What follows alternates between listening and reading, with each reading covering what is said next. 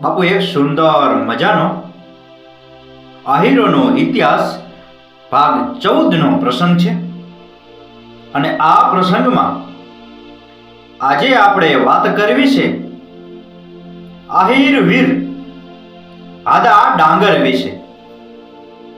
લાઠીમાં ગોહિલ કુળ અમરસિંહજીનું રાજ તપે છે. એવા લાઠી નગરમાં ખોખા ડાંગર નામનો એક વાત ડાહ્યો સમજુ સુરવીર રહે છે. તેને 24 કલાક ડાયરો જમાવી બેસવાની ટેવ. ડાયરા વગર તો તેને કહું તૂટે છે. જેને એક નાનો ભાઈ છે તેનું નામ છે હાદો ડાંગર. જે હાદાએ ગાયો માટે પોતાના જીવનું બલિદાન આપી દીધું હતું.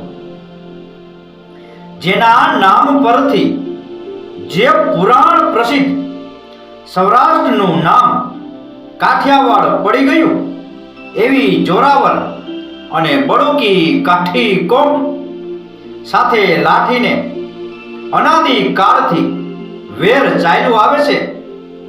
અને એ માટે એક કહેવત કહેવાય છે કે ચારે કોર કાઠી અને વચ્ચે લાખાની લાઠી. તેનો એક દુઓ કહેવાય છે, હે લાઠી લાઠી કાઠીને લીંબડા અને ભડ ભડ થાશે ભેળા. સુધડો સુધડો જેદી રમત માંડશે તેદી કંઈક ખપશે ખેડા. તેદી કંઈક ખપશે ખેડા. લાઠીને ગમરોડવા કાઠી નવજુવાનો આવી ચડ્યા અને લાઠીના પાદરેથી ગાયો હાંકીને ગોવાને કાઢી મૂક્યો. એ બિચારો તો રડતો રડતો આવ્યો લાઠીના રાજમહેલમાં ગોહિલરાજ દાસીરાજ અમરસિંહજી પાસે કે બાપુ, આપણી ગાયો કાઠીઓ વાળી ગયા છે. ત્યારે રાજવી એક કાઠીઓ સામે થવા બુંગીઓ ઢોલ વગડાવ્યો કે હાલો રણે ચડવા. આ બુંગીઓ ઢોલ સાંભળી અનેક નરબંકા સુરવીરો લડવા તૈયાર થઈ ગયા. પણ આદા ડાંગરને ખબર નહોતી. તેણે સૂતા સૂતા ઢોલ ન સાંભળ્યો હોય એવું ન બને અને તે જાગ્યો. આદાના લગ્ન હજુ હમણાં જ થયા હતા. તેની આંખમાં હજુ ઊંઘ ભરી હતી. પણ નવોઢા પાસેથી નીકળ્યો અને હથિયારો ભેળા કરવા માંડ્યો. ઓરડામાં હાદો અને એની વહુ સિવાય કોઈ નથી. માં ઓરડાની સાકળ ખોલતી નથી. માએ વાયરો કે બેટા કઈ નથી, પાછો સૂઈ જા, હજુ સવાર પડવામાં વાર છે. પણ બુંગીઓ ઢોલ સાંભળીને સુરવીર થોડો સૂતો રહે. આદો કહે, માં આપણા ઠાકોર લાખાજીનું લાંબુ ગામત્રું ને ઠાકોર દાસીરાજ બાળક ગણાય તો જવું જ પડ્યો. માટે જલ્દી કમાડ ખોલો, જવું છે. મા દીકરાનો આ સંવાદ સાંભળતા તો નવોઢા આયરાણી બોલી કે ફૂઈ, કમાડ જલ્દી ખોલો.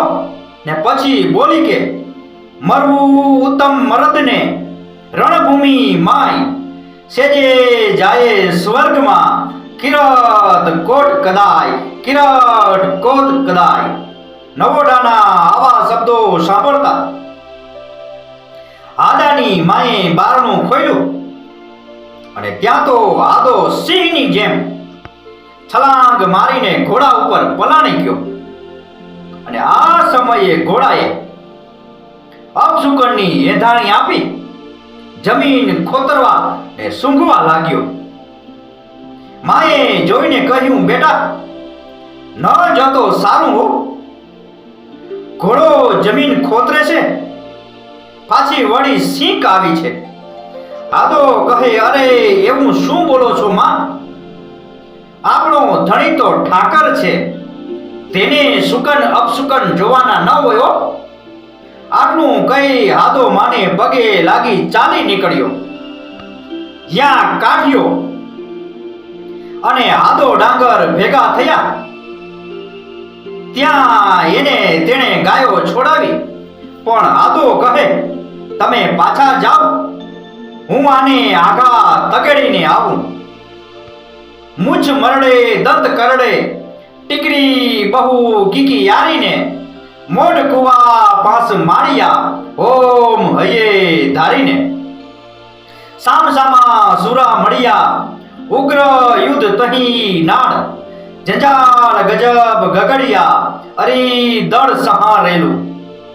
આખરે આદાએ કાઠીઓને નસાડ્યા અને તેના નસીબમાં શહીદી લખાયેલી હતી તે તેની જાતવંત ઘોડી સભર હોવાને લીધે ન લઈ ગયો અને ટારડો ઘોડો લઈ ગયો હતો. તેણે દગો દીધો ને ભાગીને હાથમાં ન રહ્યો અને કાઠીની છાવણીમાં એ જઈ ચડ્યો. ત્યાં તો ફરીવાર કાઠી અને આદાની વચ્ચે ઝપાઝપી બોલી ગઈ. ત્યારે અચાનક માણસુર વાળાનું ભાલું આદા ડાંગરને વીંધીને નીકળી ગયું. આદો ડાંગર પોતાની નવોઢા પરણિતાને એકલી મૂકી સ્વર્ગની વાટે ચાલી નીકળ્યો. આજે પણ આદા ડાંગરની તલવાર પૂજાય છે. તેના વારસદારોને લાઠી રાજ્ય તરફથી પસાયતી જમીન આપવામાં આવી હતી. આ ઘટના આસોદરને પાદર વિક્રમ સંવત 1840 ભાદરવા વદ 11 ને સોમવારના દિવસે બની હતી. આજે પણ લાઠીમાં આહિરવાસમાં ખોખા ડાંગરનો ચોરો કહેવાય છે. લાઠીના ગલાપી મંદિરમાં આદા ડાંગરનો પાળિયો છે અને તેને ડાંગર અને આહીરો પૂજે છે. તો બાપુ, આ હતો આહીરોનો ઇતિહાસ ભાગ 14 આદા ડાંગર વિશેનો પ્રસંગ. આ કથા આ વાર્તા પૂરેપૂરી સાંભળી એ બદલ આપનો ખૂબ ખૂબ આભાર. આપનો દિવસ શુભ રહે. મહાદેવ હર.